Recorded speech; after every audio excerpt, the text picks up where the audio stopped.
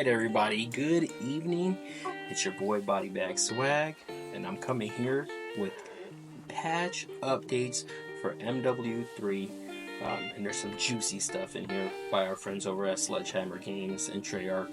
And we're just really excited to talk about some stuff that's, one, coming up, two, things that they're implementing now. We're getting close. We're 2 weeks out right now from that Warzone integration, but we really haven't heard a lot about what's going on either. But we should start hearing some more things as we approach that timeline. But we'll see what happens, and we'll go from there. So let's get into it. Alright, Call of Duty Modern Warfare 3 preseason patch notes. Stability. Resolved a crash that could occur while viewing weapon challenges. UIX bug fixes. Close an exploit that allow players to equip weapon camos they have not yet unlocked. Addressed an issue that prevented players from equipping the Borealis weapon camo once it has been unlocked. Cosmetics, Dragonfly Blueprint from MW2 now appearing. Issues with another IO operator has been fixed. Ghoulie camo was overwhelmingly bright. I mean, that camo would just blind us. It was pretty wild.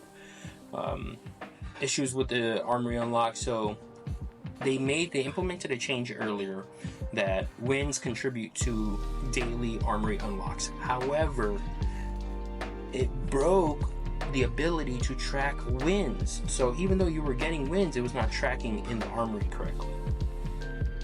Bug fixes, no more graphical corruption. So there was a little bit of a lag spikes that were happening between the field upgrade and the social menu. It's not happening to everybody, but it's been corrected now. XP requirement progressions, it won't show negative values. I don't even know how that was happening. Attachments that are incompatible with current selection can no longer be equipped to a weapon. Alright. Challenges updated for the gilded camo for the MTZ556 to accurately reflect the intended requirement. And weekly challenges requiring triple kills and quad kills will not properly track in the completion. There were some map fixes and derail, adjusted a fog to increase contracts, so now derail won't just look terrible. It was looking a little foggy. Estate, same thing, just small changes there for clarity.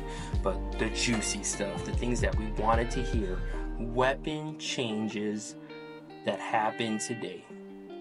Holger 556, decrease headshot damage, neck, upper torso, hand damage multipliers, and increase sprint to fire time, right? So definitely saw some. I don't think there are enough nerfs to where it's unusable. I think they were just trying to bring it online with everything else.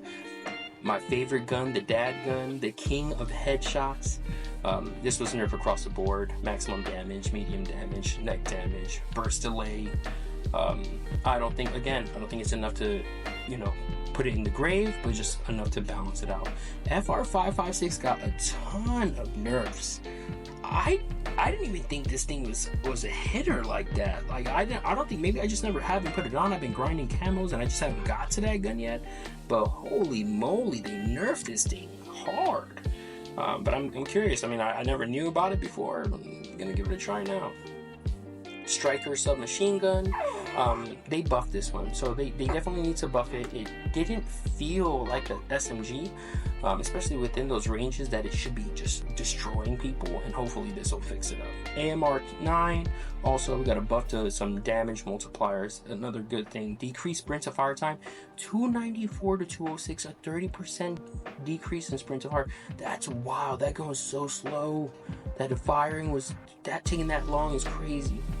Striker 9, that one's got a nerf. I mean, Striker 9 is the meta right now. But from 32 to 27, decrease aim down sight speed, so that's great. It'll make it a little bit more mobile. But that max damage range decrease, we don't know how that's going to affect it. That's a big 16%. Usually when you see that 16%, it's pretty dramatic. So that will definitely probably take down those, take you down in a few headshots. It'll increase the amount of headshots you need to kill, but probably still be really good. Perks, there was an issue with ordnance gloves, undocumented reduction to the cook duration of frag grenades. That should be fixed. And that kind of wraps up those Modern Warfare 2 updates. So, get out there, see what's happening, and get into it. All right, the next set of updates were for zombies. All right, we got some missions updates.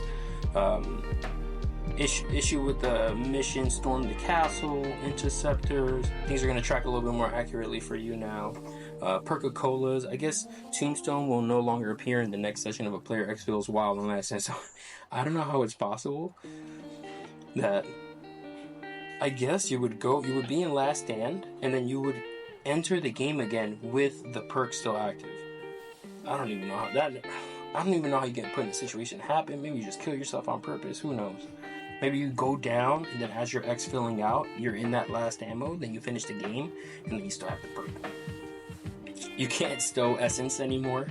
Address an issue where stowing newly stowed items, acquisitions, or schematics would be replaced and therefore lost. So the previously sold items that underwent a swap item menu interaction. Closed various exploits related to the use of symbol monkeys. Closed an exploit that permitted duplication of score streaks. Again, people were just exploiting those score streaks. That's taken care of. They made a change to the zombie, so now they're going to prioritize the spawn out of the ground and not so much it spawning from like the roof. So you would like see a bunch of roofs or zombies just spawn on the roof. That was just really odd. It's been prioritized back to the ground. Terminus outcomes, so mercenaries had their mercenary damage against player armor has been reduced. Sometimes you would take a shot from a mercenary and it would just wipe out all your plates at one time. Didn't make any sense. It was wild. Shielded soldiers now have slower fire rate when engaged. They would just beam you and beat you down. It's really hard to beat them. They made that easy. Pack-a-Punch, UI issue, and then various stability issues. But that really wraps up today's patch notes. Still a lot of changes to come. Still waiting for Warzone integration and guys, if you enjoyed that video, I would really appreciate it if you could like, make a comment, and subscribe. Help your boy out. You know what I'm saying? Little girl here on the recording. I appreciate you guys. Have a great night, and thanks.